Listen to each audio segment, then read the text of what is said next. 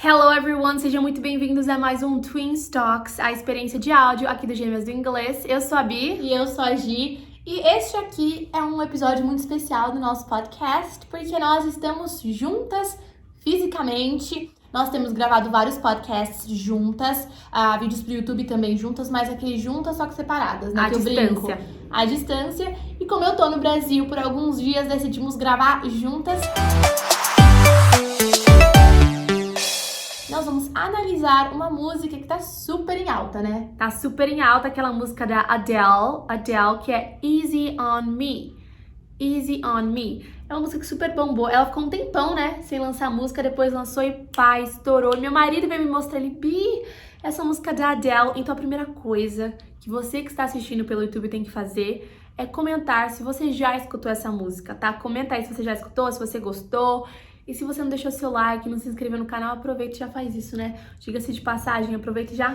E você que tá ouvindo pelo podcast e não acompanha a gente ainda no YouTube, tá perdendo muito conteúdo, né? As nossas experiências em áudio, a gente compartilha muitas vezes a gravação pelo YouTube, mas fora isso, tem aulão às segundas-feiras, tem vários vídeos todas as semanas com dicas pra quem quer melhorar, aprender inglês. Então, não deixe de acessar também youtube.com/gêmeas do inglês. Mas, without further ado, sem mais delongas, a gente não vai, obviamente, analisar a música inteira, senão nós vamos ficar aqui por horas. Mas começar a analisar linha por linha, entender aí nuances de pronúncia, porque certas estruturas foram usadas, expandir o nosso vocabulário e ter um momento super produtivo de estudos aqui nessa experiência em áudio que nós estamos gravando, beleza? Mas ela começa falando There ain't no gold in this river. E aí, eu acho que a primeira coisa que a gente tem que destacar nessa frase, que é não há ouro neste rio, né? Vocês têm que lembrar que ela é bem poética, tá, gente? Ela não é muito literal nas músicas, beleza? Então, obviamente, ela não está falando de um rio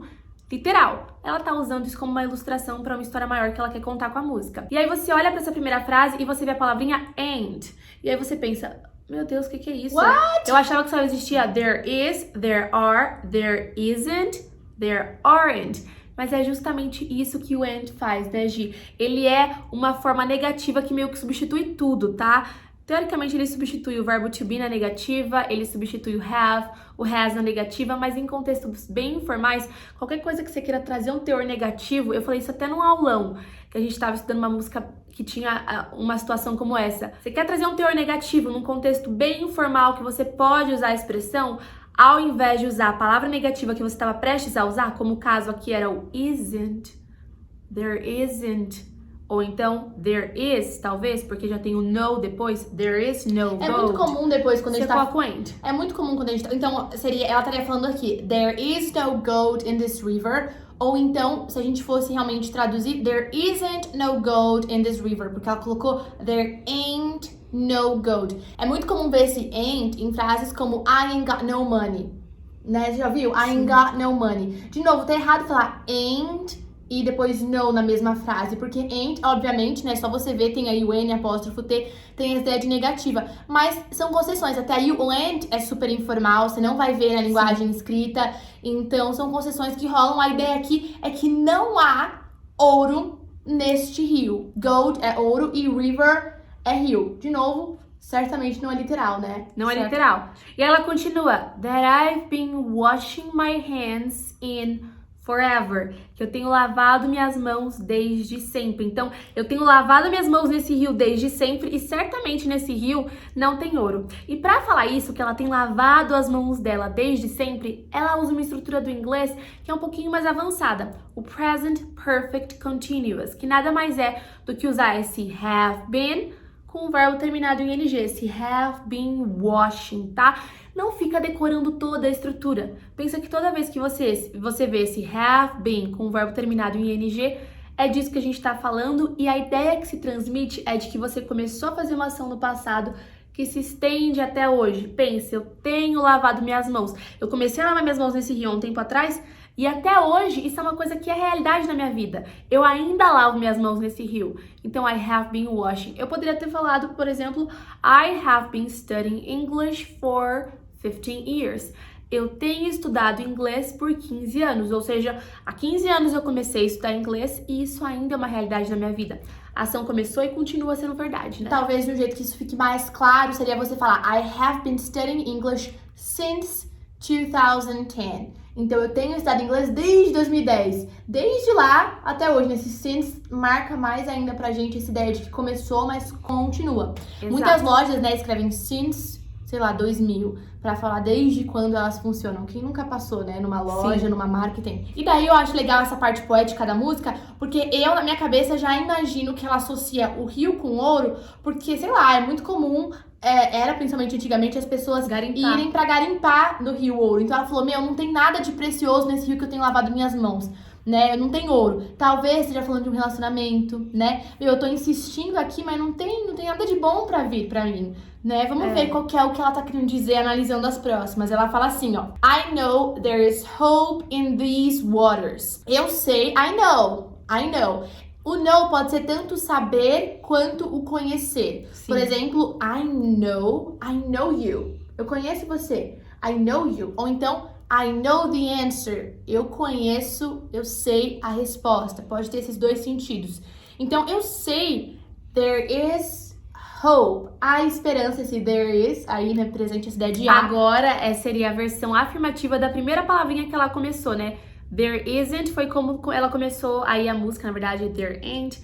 E aqui é a versão afirmativa, there is. There is hope. Há esperança in these waters. Né, nestas águas. Então, por mais que eu esteja lavando minha mão, nunca encontro ouro, não tem nada de bom, eu sei que no fundo tem esperança. Ela fala, but I can't bring myself to swim. Eu não consigo, né, me fazer nadar, eu não consigo fazer com que eu nade, me obrigar a nadar. When I am drowning in the silence. Olha que pesado. Muito. Quando eu estou me afogando no silêncio. Uau. É algo do tipo, eu sei que nessas águas, ou seja, talvez esse relacionamento, nessa história, nessa situação, tem esperança. Mas eu não consigo nadar. Ou seja, eu não consigo viver essa esperança. Eu não consigo ter essa esperança. Olha, eu gosto de coisa poética, que eu gosto de interpretar. Legal entender o por trás das lyrics, né? Eu não consigo ter esperança, eu não consigo desfrutar dessa esperança. E ao invés dela falar desfrutar dessa esperança, ela continua nessa linguagem de ilustração que ela usou. Tem esperança nessas águas, but I can't bring myself to swim. Eu não consigo me colocar nessa posição de nadar, eu não consigo me fazer. Bring myself, traduzido literalmente, seria trazer a mim mesma. Ou seja, me fazer, me colocar nessa posição de nadar. When, que é quando I'm drowning, eu estou me afogando. Aí a gente tá falando desse verbo afogar, in the silence, no silêncio.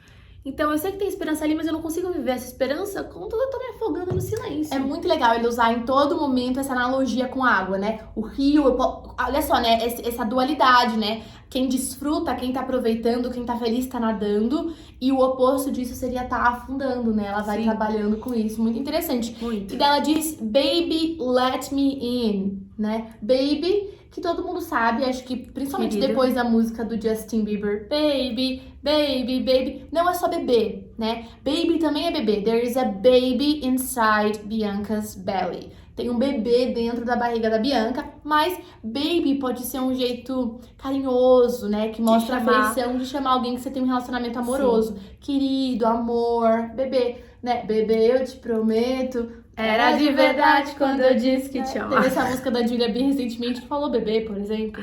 Sim. E o Let Me In, Bi? Esse Let Me In é me deixa entrar. Ana, let me in. É a musiquinha do Frozen, ela fala isso. Do nada, Bianca incorpora a atriz. Na verdade, a Ana fala pra Elsa. E aí ela começa com o refrão, que é o Go Easy On Me, Baby. O refrão que começa com o que também é o nome da música, que é uma expressão que seria vai com calma comigo. Go easy on me, tipo, pega leve comigo. Vá com calma comigo, pega leve comigo. Go easy on me, baby, querido. E aí vai ser legal porque nesse refrão ela vai descrever algumas coisas do passado dela. Depois, na estrofe que vem depois do refrão, ela mostra por que ela desistiu, por que ela desistiu desse relacionamento. No final você entende que é meio que um relacionamento mesmo que ela tá falando, né, ao longo da música. Então, go easy on me, baby, pega leve comigo, vá com calma. Comigo, go easy on me, tipo, pega leve comigo, vai com calma. Inclusive, né, dessa do go easy, easy é fácil sim em inglês, em alguns contextos, sim. Tipo, that was easy, né, isso foi fácil. Easy peasy. Mas sim. Easy peasy, mas também se você fala, dependendo do contexto, da entonação, tem essa ideia de calma, por exemplo, easy, né, falo pra alguém que tá, tipo assim, muito afobado, acelerado, easy, Go easy on me. Vai com calma comigo. Legal fazer essa observação, porque muita gente deve conhecer como fácil, né? E daí Sim. fica nisso. I was still a child. Então, eu era, e child é criança. Então, acho que o que fica de dúvida é essa palavrinha still. E o still é ainda. Então, eu ainda era uma criança. I was still a child. Eu ainda era uma criança. Didn't get the chance. Get the chance é ter a chance. Conseguir ter a chance. Conseguir a Talvez chance. faça mais sentido. Então, quando ela fala didn't get the chance, ela tá falando eu não tive a chance. Eu não consegui essa chance. Chance do quê? To feel, de sentir. O verbo feel é sentir. I feel good. A Bianca sempre do nada, né? Ela quebra e daí dá um exemplo. I feel good.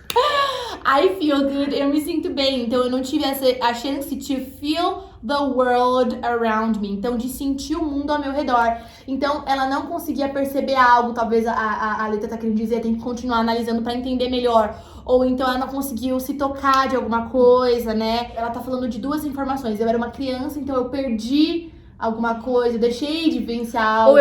Ou então, ainda pensando no contexto, talvez, de um relacionamento que ela teve muito jovem, eu era uma criança e eu não consegui viver muitas coisas porque eu fiquei presa por causa do relacionamento. E aí eu decidi, na verdade, seguir e viver a minha vida. Isso é uma margem que também tem de interpretação pra música.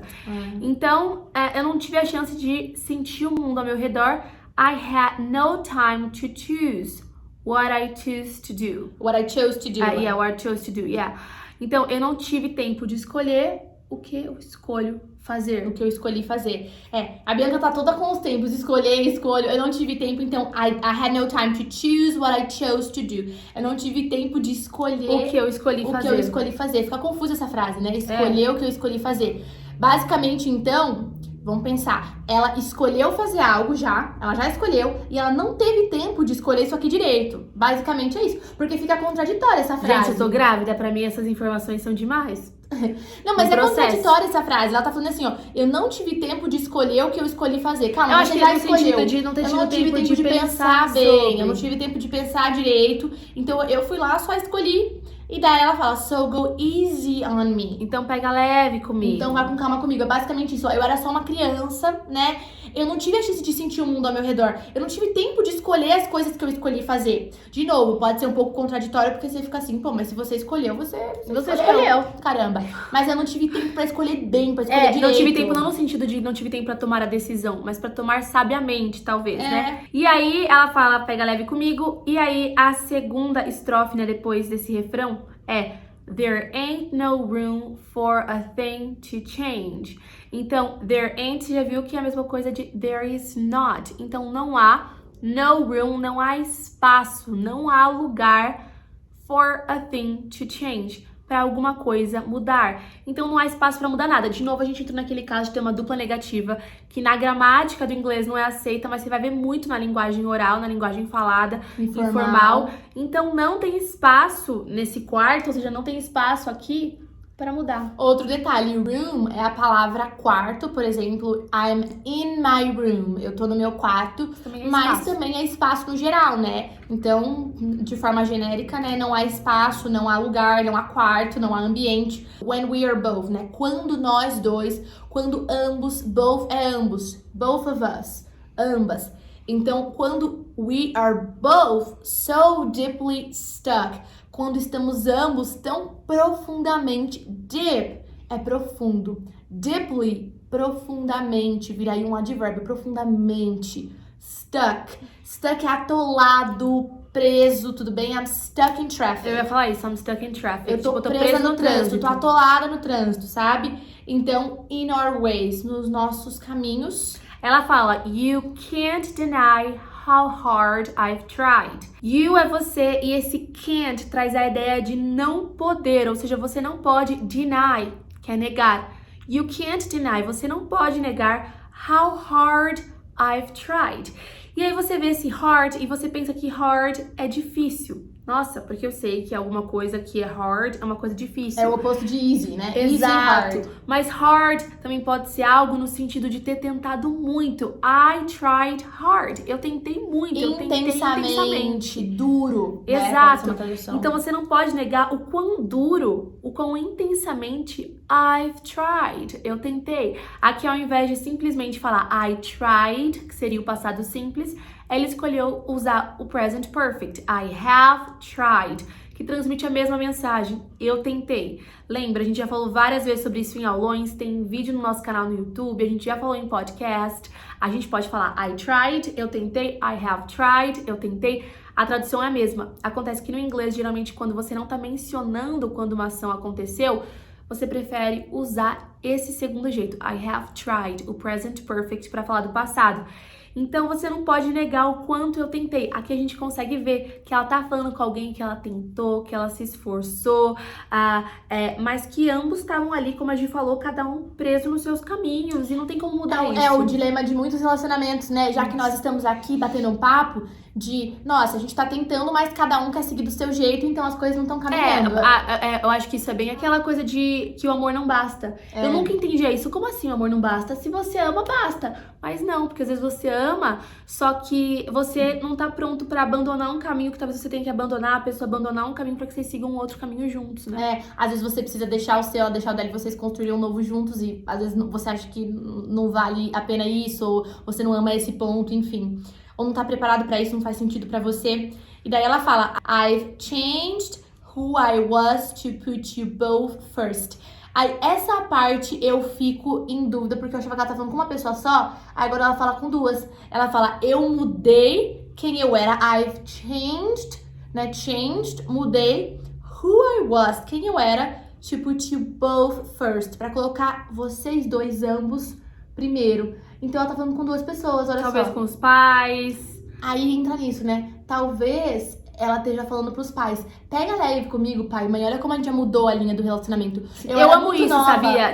E descobrindo essas descobrindo nuances, porque isso é uma das coisas que a gente faz, tá? Quando a gente se propõe a analisar a letra de uma música com vocês, a gente gosta de descobrir essa música juntos, pra que a gente veja puramente a letra. Porque às vezes você assistiu o clipe, e aí você fica totalmente influenciado pela história do clipe. Assim a gente tá puramente influenciada pela letra. Pelo uso da língua, pelo uso das palavras, eu acho que fica muito mais rico. Muito. E, por exemplo, então aqui agora, falando isso, eu já penso que ela tá falando pros pais, falando, pô, pega leve comigo, eu fiz algumas escolhas erradas, mas eu era muito nova, eu não tive a chance, eu tentei mudar. Olha como já muda uma frase. Já muda. Socorro. Talvez tá falando com duas irmãs, tá falando com um familiar. Talvez esteja falando também com ela ainda diz assim, ó, but now I give up, mas agora eu desisto. Agora eu desisto. Aí tem de novo o refrão que a gente já estudou, né? Go easy on me, baby. Vai com calma comigo. I was still a child. Eu era só uma criança, ainda era uma criança. Didn't get the chance to feel the world around me. Não tive a chance de sentir o mundo ao meu redor. Had no time to choose what I chose to do. Então não tive tempo de escolher o que eu escolhi fazer. So go easy on me. Então vá, pega leve comigo. Aí depois vem as 4 últimas frasezinhas pra gente ver se a gente entende melhor essa letra. Ela falou, I had good intentions. Eu acho que essa é uma frase bem simples. I had, eu tinha.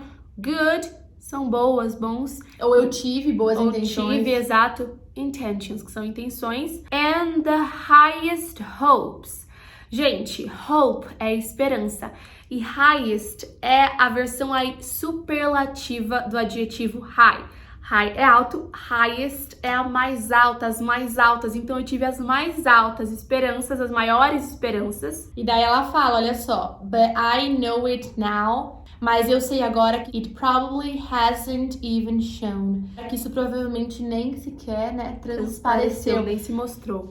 Então, I know it now. Eu sei isso agora. It probably, então, né, essas intenções que eu tinha provavelmente sequer hasn't even shown. Sequer transpareceram. Ela deve estar dizendo isso porque a pessoa pra quem ela tá falando, se sentindo não agradecida. Não se sentiu agradecida ou não tá vendo a mudança nela. Ou viu a mudança nela, sim. Mas é super aberto pra interpretações, né? Coloca nos comentários se você tá vendo pelo YouTube qual que é a sua interpretação. Por que ela tá falando tudo isso na música? Se você tá vendo pelo podcast, manda pra gente no direct lá no @gêmeasdoinglês. Inclusive, se não segue a gente, segue lá no Instagram, @gêmeasdoinglês. Mas eu super gostei, achei uma música gostosa de analisar, muita coisa legal, margem pra interpretação. E é isso, gente. Nosso episódio de hoje vai ficando por aqui. A gente se vê no próximo. Take care. Até o próximo. Take care.